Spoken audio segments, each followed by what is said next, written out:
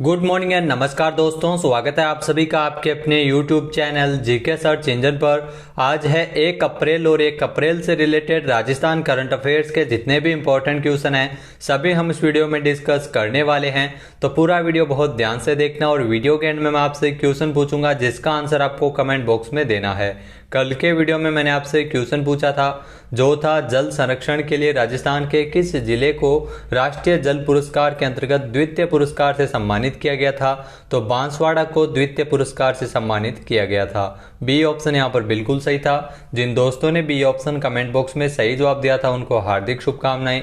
देश का सबसे स्वच्छ शहर ने जल संरक्षण और भू स्तर को सहेजने में बाजी मारी है, लिहाजा इस साल भी इंदौर जिले को जल संरक्षण के लिए राष्ट्रीय जल पुरस्कार से सम्मानित किया गया है। जल शक्ति मंत्रालय द्वारा दिए जाने वाले इन पुरस्कारों की घोषणा के बाद राष्ट्रपति रामनाथ कोविंद ने इंदौर जिले को प्रथम स्थान पर, गुजरात के वडोदरा तथा राजस्थान के बांसवाड़ा जिले को संयुक्त रूप से द्वितीय स्थान के लिए पुरस्कार सौंपा है। मनरेगा के अंतर्गत ग्रामीण क्षेत्रों में पौधारोपण, जिले में कैच द रेन अभियान के अंतर्गत निर्मित जल संग्रहण एवं जल पुनर्भरण कार्य के लिए विशेष योगदान है वो बांसवाड़ा का रहा था। तो चलिए स्टार्ट करते हैं आज के करंट अफेयर्स। पहला क्वेश्चन है, हाल ही में उदयपुर में आयोजित 21वीं राष्ट्रीय पैरा स्विमिंग चैंपियनशिप किसने जीती है।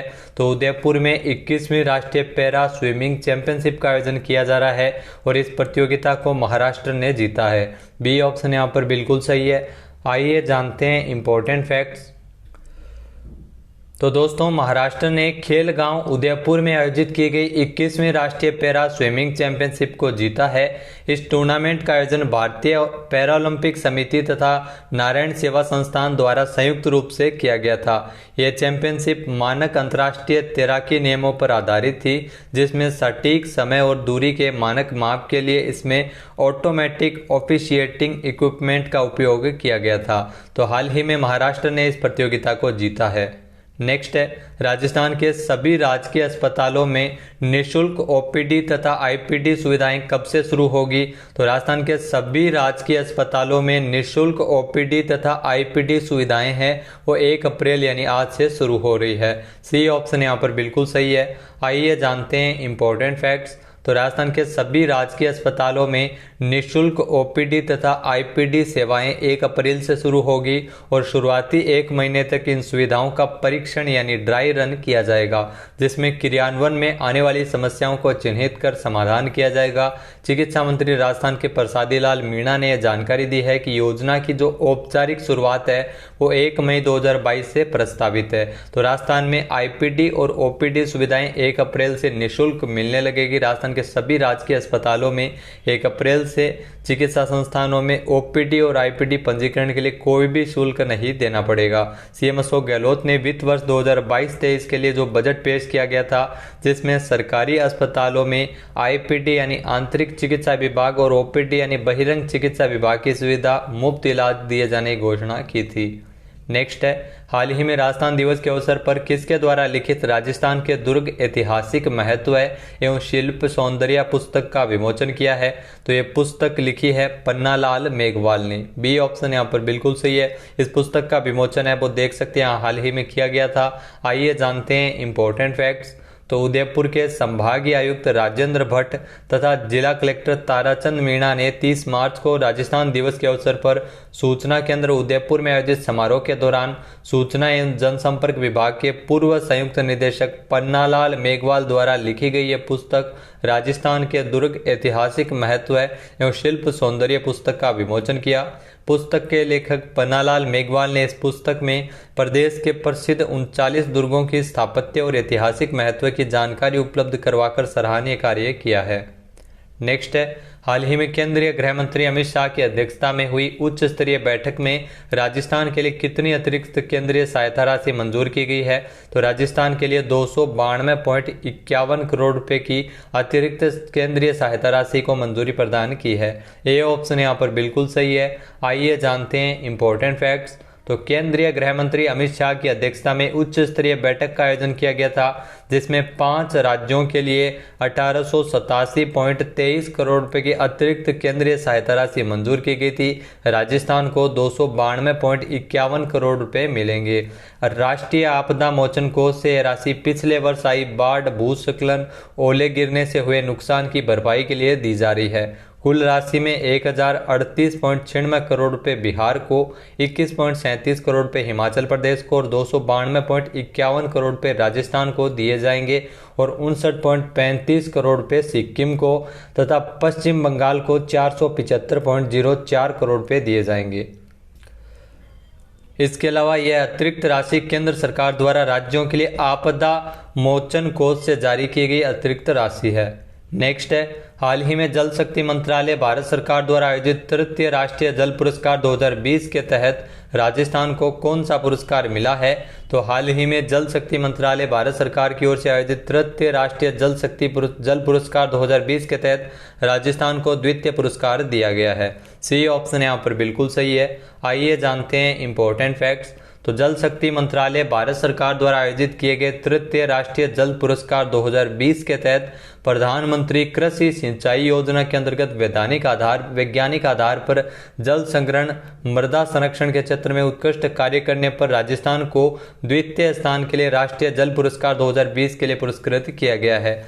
ग्रामीण विकास एवं पंचायती राज विभाग की प्रमुख शासन सचिव अपर्णा अरोड़ा ने बताया कि प्रदेश को यह पुरस्कार विगत 4 वर्षों में कराए गए 1,17,789 वर्षा जल संग्रहण कार्य जैसे anicut, check dam, mini percolation tank निर्माण, सूक्ष्म सिंचाई टैंक निर्माण, तालाब, जोहड़, खेत, तलाई, खड़ीन, टांका, रूफटॉप वाटर हार्वेस्टिंग स्ट्रक्चर इत्यादि निर्माण के लिए दिया गया है। इस तरह देश में जल संरक्षण एवं प्रबंधन के क्षेत्र में उत्कृष्ट प्रयासों के लिए सर्वश्रेष्ठ जिला पश्चिमी क्षेत्र श्रेणी में बांसवाड़ा जिले को द्वितीय स्थान पर प्राप्त करने पर राष्ट्रीय जल शक्ति पुरस्कार से भी पुरस्कृत किया गया था। अगला क्वेश्चन है, हाल ही में मुख्यमंत्री पुनर्वास गृह योजना को किस राज्य सरकार द्वारा लागू किया जा रहा है? तो इस योजना को राजस्थान सरकार द्वारा लागू किया जा रहा है। ए ऑप्शन यहाँ पर बिल्कुल सही है। आइए जानते हैं इंपॉर्टेंट फैक्ट्स। तो राजस्थान में बेघर, वृद्धजन एवं कामकाजी महिलाओं तथा असहाय निराश्रित व्यक्तियों के लिए आवासीय संस्थान उपलब्ध करवाने की दृष्टि से अपना घर संस्था की तर्ज पर मुख्यमंत्री पुनर्वास गृह योजना शुरू किया जाना प्रस्तावित है। इसके अंतर्गत प्रत्येक जिले में आवश्यकता अनुसार पुनर्वास गृह निर्मित किए जाकर चयनित संस्थाओं के माध्यम से संचालित किए जाएंगे। आगामी वर्ष 75-75 क्षमता के 45 गृहों को स्थापित करने का लक्ष्य निर्धारित किया गया है और इसके लिए 90 करोड़ रुपए का प्रावधान किया गया है।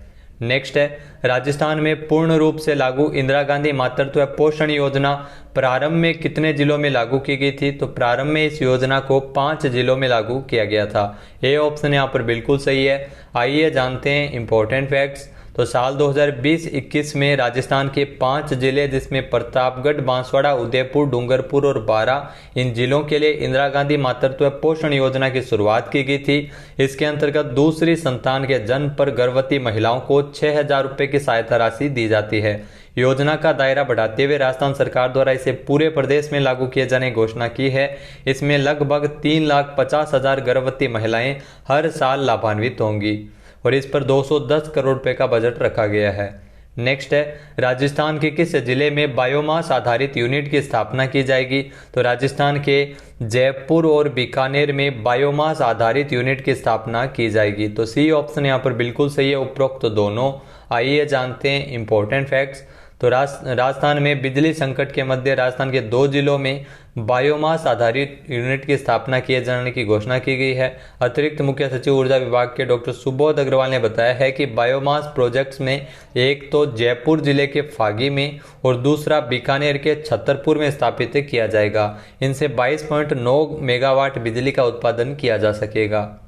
नेक्स्ट है, हाल ही में भारत के राष्ट्रपति श्री रामनाथ कोविंद ने जल शक्ति अभियान कैच द रेन अभियान 2022 की शुरुआत कब से की है? तो भारत के राष्ट्रपति रामनाथ कोविंद के द्वारा इस अभियान की शुरुआत 29 मार्च से की गई है। बी ऑप्शन यहाँ पर बिल्कुल सही है। आइए जानते हैं इंपॉर्टेंट फैक्ट्स। तो भारत के राष्ट्रपति श्री रामनाथ कोविंद ने 29 मार्च को नई दिल्ली में जल शक्ति अभियान कैच द रेन अभियान 2022 की शुरुआत की है। भारत सरकार ने साल 2019 में जल शक्ति अभियान शुरू किया था और उसी साल जल जीवन मिशन की भी शुरुआत की गई थी। 22 मार्च 2021 को विश्व जल दिवस के अवसर पर प्रधानमंत्री नरेंद्र मोदी द्वारा जल शक्ति अभियान कैच द रेन का शुभारंभ किया गया था और 29 मार्च को नई दिल्ली में जल शक्ति अभियान कैच द रेन अभियान की शुरुआत है वो राष्ट्रपति रामनाथ कोविंद ने की है। नेक्स्ट है, हाल ही में विश्व रंगमंच दिवस कब मनाया गया है? तो हाल ही में विश्व रंगमंच दिवस है वो 27 मार्च को मनाया गया है। ए ऑप्शन यहाँ पर बिल्कुल सही है। आइए जानते हैं इंपॉर्टेंट फैक्ट्स। तो हर साल 27 मार्च को दुनिया भर में विश्व रंगमंच दिवस के रूप में मनाते हैं। अंतर्राष्ट्रीय रंगमंच संस्थान 1962 से दुनिया भर के रंगमंच समुदायों में से इस दिन को मनाते आ रहे हैं। विश्व रंगमंच दिवस पर पहला संदेश फ्रांसीसी नाटककार जीन कोक्ट्यू ने लिखा था। पहला ITI सम्मेलन भी फिनलैंड हेलेंस्की में और दूसरा सम्मेलन वियना में आयोजित किया गया था। तो हर साल 27 मार्च को विश्व रंगमंच दिवस के रूप में मनाते हैं। अब बात कर लेते हैं आज के हमारे क्विज की। तो आज का हमारा क्विज है, हाल ही में राजस्थान के किस जिले के सरकारी अस्पताल को कायाकल्प योजना के तहत प्रथम पुरस्कार के रूप में चुना गया है? एक बार फिर से सुनिएगा, कायाकल्प योजना के तहत राजस्थान के किस जिले के सरकारी अस्पताल को प्रथम पुरस्कार के लिए चुना गया है? इसका सही आंसर आपको कमेंट बॉक्स में देना है। और अगर ये वीडियो आपको पसंद आए तो इसे लाइक और शेयर जरूर कीजिएगा। साथ ही साथ हमारे चैनल को भी जरूर सब्सक्राइब करें। वीडियो की जो PDF फाइल है वो आप वीडियो के डिस्क्रिप्शन में टेलीग्राम लिंक दिया हुआ होगा, जहां से आप डाउनलोड कर सकते हैं और इस क्वेश्चन का आंसर आप वोट करके भी कर सकते हैं। वीडियो देखने के लिए धन्यवाद। जय हिंद, जय भारत, जय राजस्थान।